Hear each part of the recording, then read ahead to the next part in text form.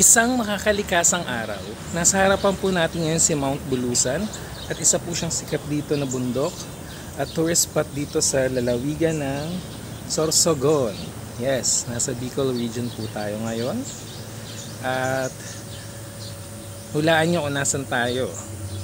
Nandito tayo sa nag-iisang town sa buong Pilipinas na considered as caldera. Ano ba yung caldera? Ang caldera ay gitna ng bulkan o ang bibig ng bulkan na kung saan naniniwala sila na noong unang panahon ang bayan ng Irosino, ang lugar na ito ay bahagi ng isang volcano. Ayan.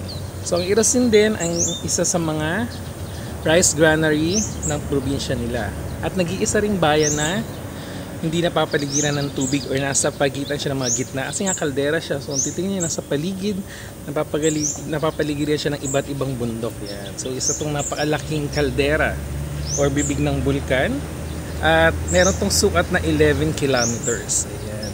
So dahil nasa gitna siya, nandito din mga shortcut para makapunta ka sa iba't ibang probinsya ng Sorsogon. Ayan. So maganda dito dahil maraming pasyalan at isa dito sa mga number one tourist spots yung hot spring. At meron din silang waterfalls. Kaya maganda sa lugar na to. Tahimik, mababait ang tao. Kaya kung naghanap ka ng mga lugar na gusto mong puntahan, try to visit Irosin, Sorsogon. Ingat!